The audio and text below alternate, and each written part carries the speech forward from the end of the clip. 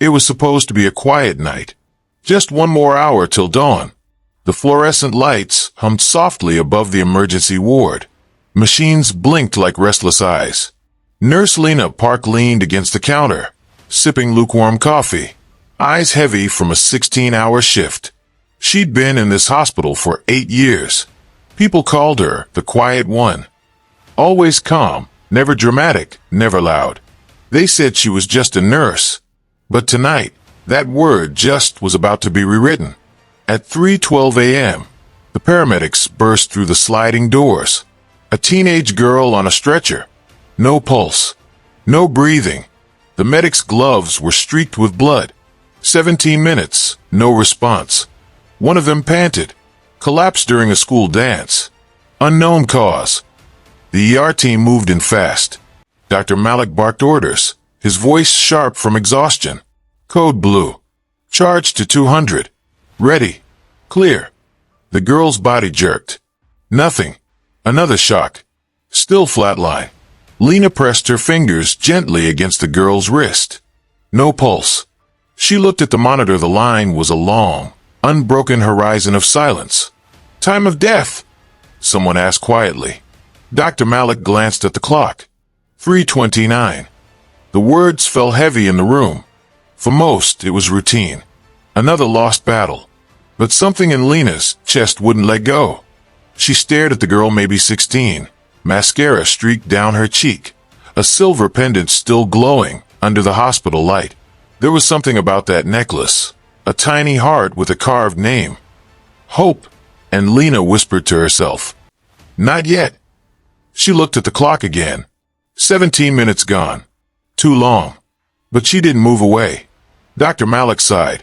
Lina, it's over. We've done everything. But she didn't hear him. She was already leaning over, adjusting the airway tube. Her hands moved fast, gentle but firm. She began compressions again, counting under her breath. Come on, sweetheart. Stay with me. The other nurse, Rita, shook her head. Lina, she's gone. You'll tire yourself out. Lina didn't stop. Each push was defiance. Each second, rebellion. Somewhere deep down, she remembered another time 5 years ago. Her younger sister, same age, collapsed on a school field. No pulse. No goodbye. That memory burned behind her eyes. So she kept going. 1, 2, 3, breathe. Again. Again. 17 minutes now became 18. And still, she didn't stop. Dr. Malik turned back, irritation in his voice. Lina, just one more round, she said softly. He hesitated. Something in her tone quiet, but sure made him pause. She leaned closer to the girl. Hope, you hear me? Your name means something. Don't give up now. The room was silent except for the rhythmic sound of her hands pressing life into stillness. Then, a flicker. On the monitor, a blip.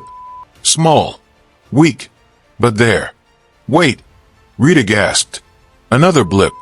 Then another. Pulse returning. Lina cried. Her voice cracked through the stillness. The team jumped back into motion. Oxygen, 4 fluids. Dr. Malik's disbelief melted into awe. After 17 minutes, he whispered. Impossible. Lina smiled faintly. Nothing's impossible when someone's still fighting. The girl's chest rose, shallow but steady. And then a blink. Her eyelids trembled open, confused and fragile. Lina felt her own breath catch. For a moment, the whole ward stood frozen, watching a miracle breathe. Morning sunlight crawled through the ER windows. The chaos was gone. Machines hummed softly again. Lina sat by the girl's bedside. Hope's pulse was weak, but stable.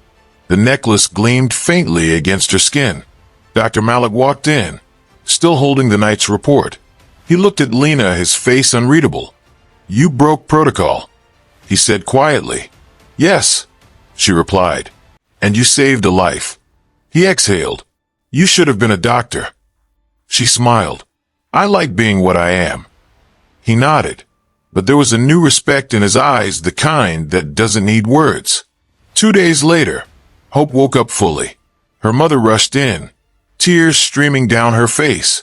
Lina stood at the doorway, watching the reunion quietly. The woman turned, grabbed her hands. "Are you the nurse who?" Lina nodded. The woman's voice broke. "They said 17 minutes. Lina squeezed her fingers gently. "Your daughter had more fights than anyone I've seen." Hope's mother tried to speak, but couldn't. She just pulled Lina into a trembling hug.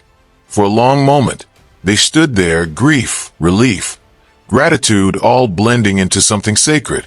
By noon, the story had spread through the hospital. Doctors who barely noticed her before now nodded when she passed. Even the chief surgeon came by. His tone softened. "Heard you pulled off a resurrection, Nurse Park." Lina only smiled. "Just did my job, sir." But inside, she knew it wasn't just skill or training. It was something deeper. The refusal to give up when logic says stop. She didn't need applause. That wasn't why she became a nurse. Years ago, when her sister died, Lina had made a silent promise. "If I ever stand between life and death again, I won't walk away early." Tonight, she'd kept that promise. 3 weeks later, Hope was walking again. The doctors couldn't explain how her brain had no damage. "Pure luck," one said. "Faith," another whispered. Lina just smiled. Hope hugged her tight before discharge. "You didn't give up on me," the girl said softly. Lina brushed a strand of hair from her forehead. "Neither did you." Hope smiled faintly. "When I grow up, I want to be a nurse like you." For the first time in days, Lina laughed, a light, tired, beautiful sound. "That's the best thing anyone's ever said to me." That evening, as Lina left the hospital, the sunset turned the sky gold. She sat on a bench, pulled off her mask, and breathed. For once, she wasn't thinking about paperwork, or shifts, or the endless noise of machines. She was thinking about a girl who blinked after 17 minutes of silence. She thought about how quiet courage rarely gets noticed, how the world measures heroism in medals and titles, but not in moments like these. Moments when someone chooses to keep going, long after reason says stop. The wind blew softly across her scrubs. The sky dimmed into twilight, and somewhere behind her, in the ward she'd just left, a monitor beeped softly steady, rhythmic, alive. A week later, a small envelope appeared in her locker. No name, no address. Inside was a handwritten note. "Dear Nurse Park, I don't remember much, but my mom told me you didn't give up. Thank you for fighting for me when I couldn't fight for myself. I'll live my life trying to be worthy of those 17 minutes. Hope." Lina folded the note carefully and kept it in her uniform pocket. That night, she went back to her shift. Same hum, same lights, same quiet. But something had changed. The doctors saw her differently. The staff whispered her name with quiet pride. And yet, Lina moved through the ward the same way she always had. Gentle, unnoticed, steady. Because she didn't do it for attention. She did it because life, every fragile heartbeat of it, was worth fighting for. In the days that followed, new emergencies came.